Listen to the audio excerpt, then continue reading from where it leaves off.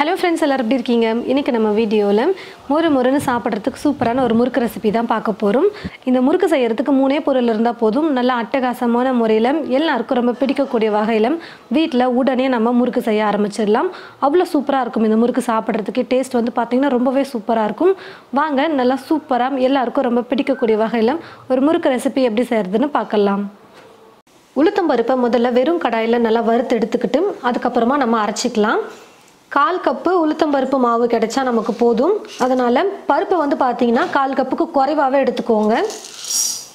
மாவா நம்ம அளந்து எடுக்கும்போது 1/4 கப்பு இருக்கணும். கடாய் நல்லா சூடேறினதுக்கு அப்புறமா உளுத்தம் பருப்பை சேர்த்துட்டு ஸ்டவ்வை வந்து மீடியம் ஃப்ளேம்ல வச்சுக்கணும். மீடியம் ஃப்ளேம்ல வச்சுக்கிட்டே நல்லா வறுத்து எடுத்துக்கலாம்.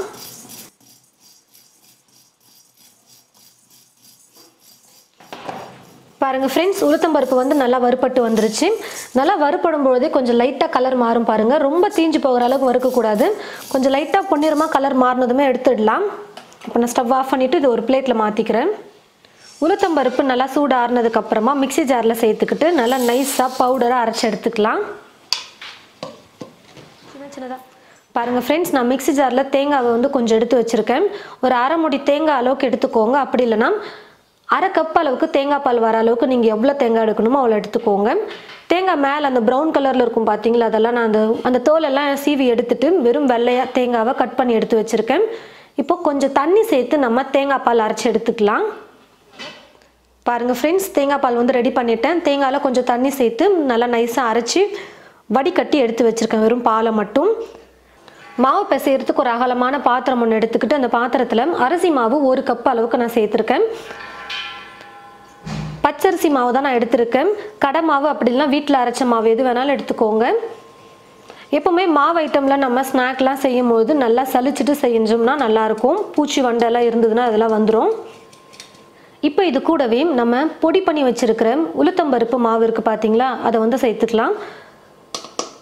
நரன்லாம் இல்லாமல் இருக்கணும். அதனால நல்லா நைஸாக நான் வந்து சலிச்சு எடுத்துக்கிறேன். முடிஞ்ச அளவுக்கு நல்லா நைஸாக அரைச்சிக்கிட்டு அதுக்கப்புறமா சல்லடையை வச்சு சலிச்சு எடுத்துக்கலாம். 1 கப் அரிசி மாவு 1/4 கப் உளுத்தம் பருப்பு மாவு சேர்த்திங்கன்னா கரெக்டாக இருக்கும். இது கூடவே 1 ஸ்பூன் அளவுக்கு எள்ளு சேர்த்துக்கிறேன்.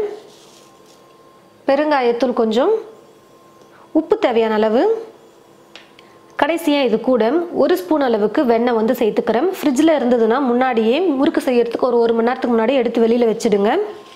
வெண்ணெய்க்கு பதிலாக நீங்கள் எண்ணெய் கூட சேர்த்துக்கலாம். எண்ணெய் சேர்க்கறதா இருந்தால் நல்லா சூடு பண்ணிவிட்டு எண்ணெயை ஒரு 1/2 ஸ்பூன் அளவுக்கு சேர்த்துக்கோங்க, கரெக்டாக இருக்கும். வீடியோவில் ஒரு கிளிப் வந்து மிஸ் ஆகிடுச்சு. அதாவது நம்ம அரைச்சி எடுத்து வச்ச தேங்காய் பால் இருக்குது பார்த்தீங்களா, அந்த தேங்காய் பாலை இப்போ இந்த மாவோட சேர்த்து நல்லா நம்ம கலந்து கொடுத்துக்கலாம். கொஞ்சம் கொஞ்சமாக தேங்காய் பாலை சேர்த்து நீங்கள் மிக்ஸ் பண்ணிக்கிட்டிங்கன்னா இந்த மாதிரி அளவுக்கு உங்களுக்கு மாவு வந்து பிசைஞ்சு எடுக்க முடியும். ஒருவேளை தேங்காய் பால் பத்தலை அப்படின்னா எக்ஸ்ட்ரா தண்ணி கூட நீங்கள் சேர்த்து மாவு பிசைஞ்சுக்கோங்க. ஆனால் நம்ம எடுத்துருக்கிற தேங்காய் பாலே கரெக்டாக இருக்கும். கொஞ்சம் மீதியானாலும் பரவாயில்ல, நீங்கள் வேறு ஏதாவது குழம்பு கூட நீங்கள் யூஸ் பண்ணிக்கலாம். நம்ம விரலை வச்சு இப்படி ப்ரெஸ் பண்ணும்போது நல்லா ஈஸியாக மாவு வந்து உள்ளே போகணும். இதுதான் கரெக்டான பதம். ரொம்பவும் கெட்டியாக மாவு பிசைஞ்சிட்டோம்னா முறுக்கு பிழிய முடியாது.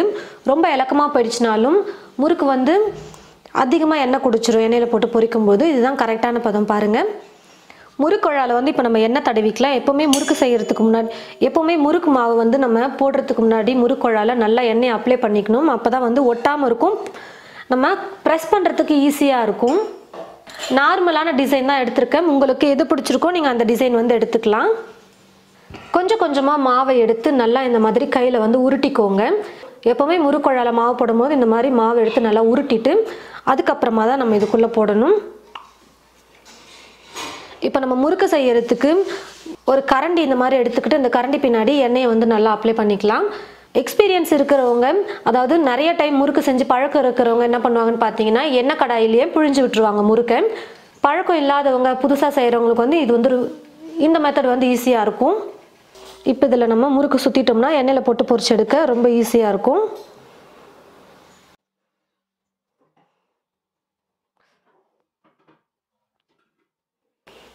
இந்த ஓரங்களை வந்து பார்த்தீங்கன்னா நல்லா ப்ரெஸ் பண்ணி விட்டுருங்க. அப்போ தான் முறுக்கு வந்து பிரியாமல் வரும். கடாயில் எண்ணெய் ஊற்றி வச்சுட்டேன். எண்ணெயும் வந்து பார்த்தீங்கன்னா நல்லா காஞ்சி வந்துருச்சு. இப்போ நம்ம கரண்டில் பிழிஞ்சு வச்சுருக்கிற அந்த முறுக்கை எண்ணெயில் போட்டுடலாம்.